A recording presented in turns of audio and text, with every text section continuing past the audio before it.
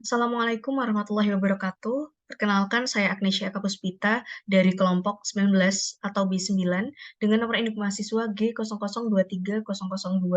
Di sini saya akan memaparkan terkait laporan praktikum anatomi di blok 1.2 sistem metakuben dan muskuloskeletal.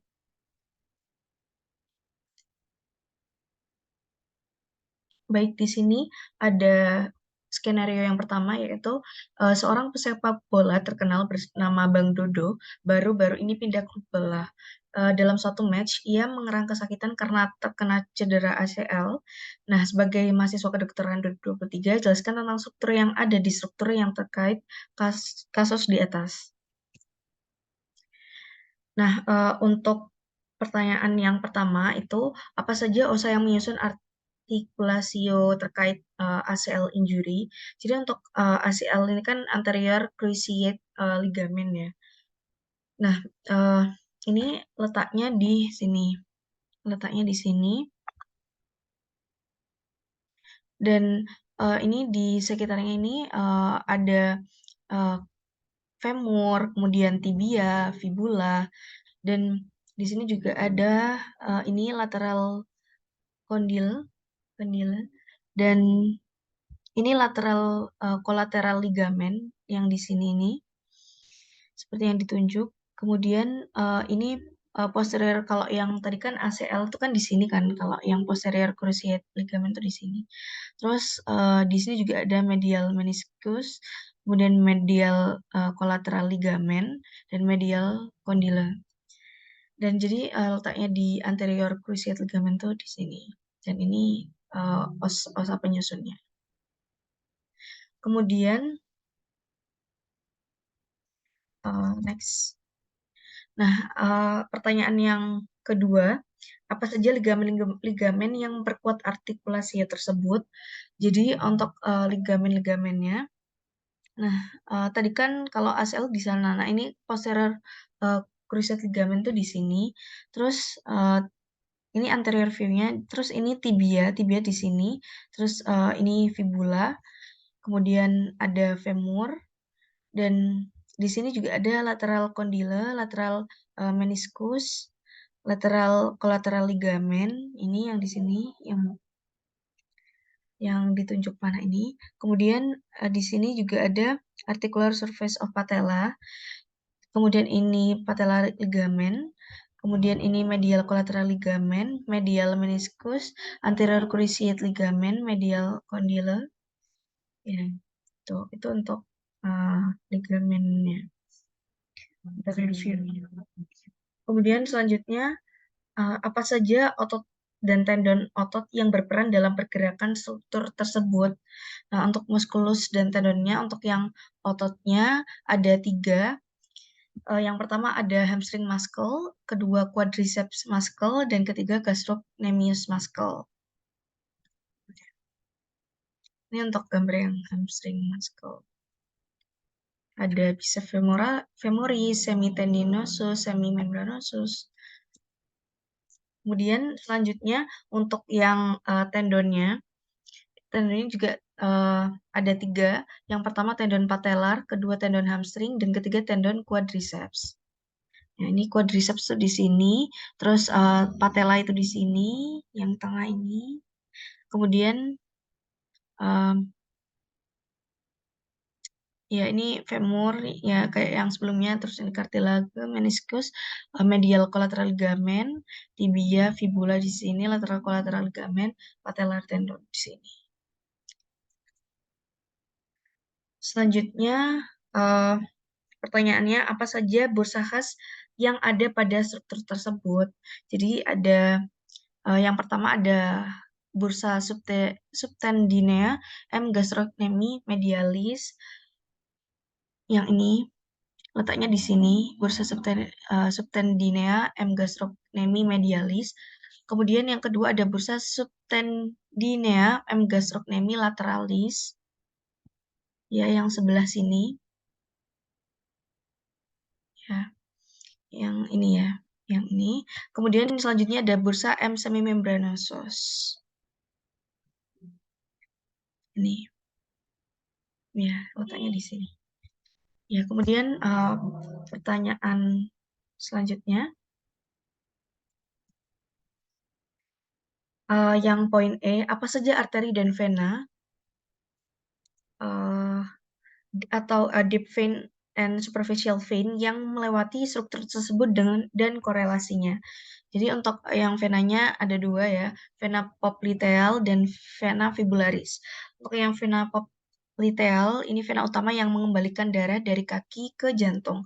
Sedangkan yang vena fibularis itu vena kecil yang mengembalikan darah dari kaki ke jantung.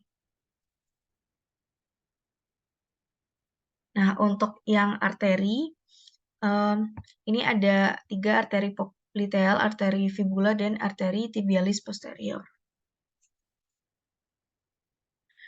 Oke, selanjutnya, nah ini untuk yang penjelasannya, untuk yang arteri popliteal itu memasuk darah kayak akan oksigen ke otot yang ada di patella. Kemudian untuk yang arteri fibular itu memasuk darah ke bagian belakang kaki, dan arteri tibialis posterior masuk darah ke bagian belakang kaki.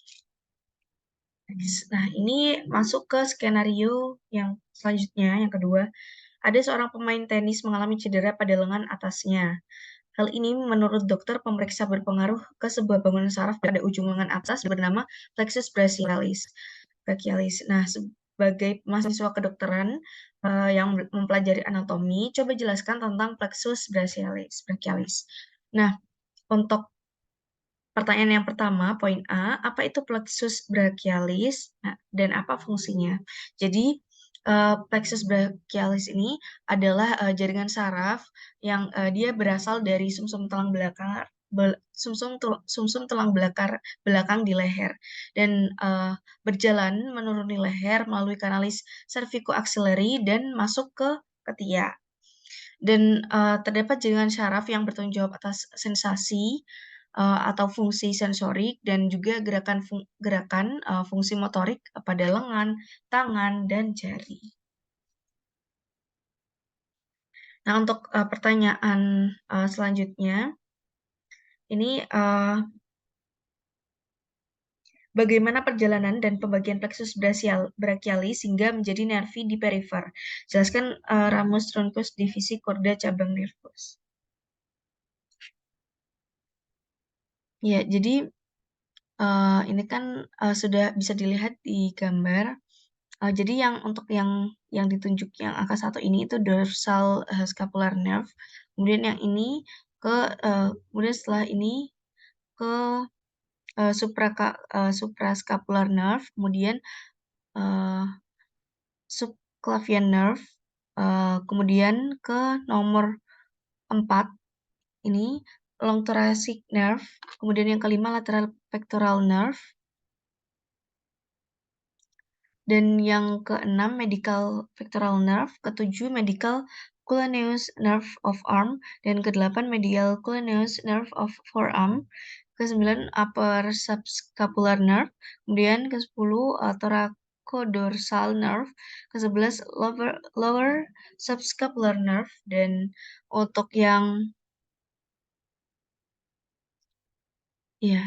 ini AD ini itu anterior division, kalau yang PD ini posterior division. Nah, 1 sampai 4 ini supraclavicular branch, kemudian 5 sampai 11 itu infraclavicular branch. Nah, ini C5, C6, C7, C8, T1. Di sini. Ini ada ulnar, median nerve, radial nerve, musculocutaneous nerve, axillary nerve. Ya, next. Pertanyaan selanjutnya, yang poin C, apa saja nervus yang keluar dari plexus brachialis? Nah, itu ada 6 nervus. Yang pertama nervus axillaris, kedua nervus radialis, ketiga nervus ulnaris, keempat nervus medianus, kelima nervus musculocutaneous, dan keenam nervus thoracalis longus. Kemudian selanjutnya musculus yang diinervasi. Nah, ini pertanyaan poin D. Menurut fungsi motoriknya, apa saja muskul yang diinervasi oleh nervi yang keluar dari plexus brachialis? Nah, ini muskulus yang diinervasi. Ya, bisa dilihat di sini. Ini musculocutaneous, fasciculus lateralis C5 sampai C7. Ini otot-otot kompartementum anterior brachium, coracobrachialis, bisa brachii dan brachialis. Kulit di bagian aspek lateral dan antebrachium. Kemudian untuk yang cutaneous medialis dari brachium dan cutaneous medianus antebrachium itu fasciculus medialis dan di kulit di sisi medial dari brachium, bagian distal epicondylus medialis sumerus dan olecranon. Juga kulit sisi medial untuk yang tenes medianus ini, kulit sisi medial dari antebrachium sampai ujung distal pergelangan tangan.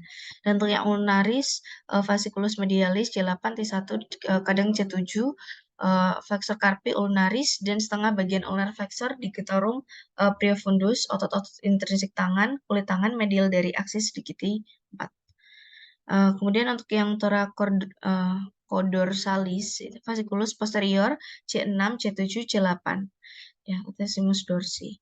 Kemudian untuk yang aksilari, fasciculus posterior C6, C7, C8, articulus glenohumeri, teres minor, deltoideus, kulit bagian auperolateral dan brachium. Kemudian yang radialis, fasciculus posterior C5 sampai T1, otot-otot kompartementum posterior dari brachium dan antebrachium, kulit bagian posterior dan inferolateral dan brachium. Juga posterior antebrachium. Selanjutnya,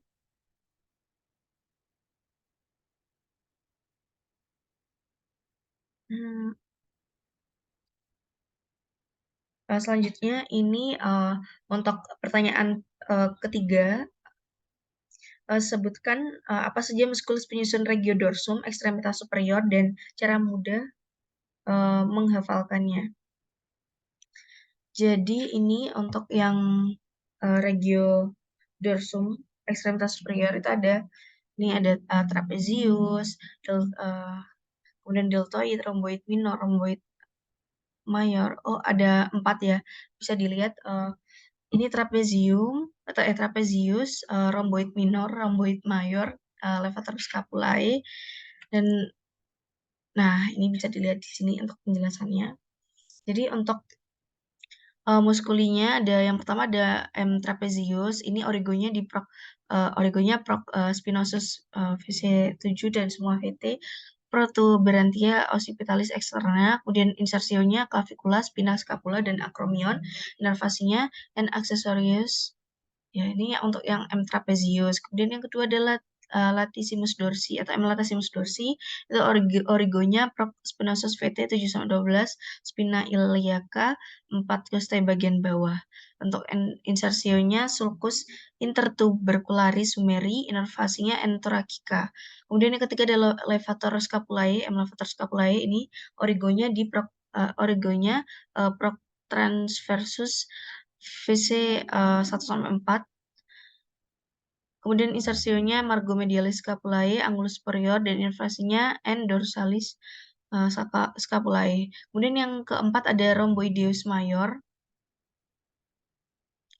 Embryomedius mayor ini origonya proxspinosus VT2-5, insersionya margomedialis scapulae, inervasi N dorsalis scapulae, dan untuk yang kelima ada rhomboideus minor. Rhomboideus minor ini origonya proxspinosus VC7 dan VT1, insersionya margomedialis scapulae, dan inervasinya N dorsalis scapulae. Nah, selanjutnya pertanyaan nomor 3, poin kedua, apa yang kamu tahu tentang winged scapula dan bagaimana itu bisa terjadi? Jadi wing scapula Ini merupakan kondisi di mana skapula itu dalam keadaan yang tidak baik sehingga terjadi gangguan aktivitas fungsional pada bagian ekstremitas atas. Nah, kondisi ini, biasanya terjadi akibat gangguan saraf di otot yang menyangga tulang belikat, sehingga terjadi ketidakseimbangan dan pergerakan tidak normal pada tulang belikat, gitu. Untuk contohnya bisa dilihat di sini, inilah wing scapula. Ini, baik, next. Ya. Sekian, pemaparan laporan praktikum, anatomi blok 1.2 sistem integumen dan muskuloskeletal dari saya. Terima kasih. Wassalamualaikum warahmatullahi wabarakatuh.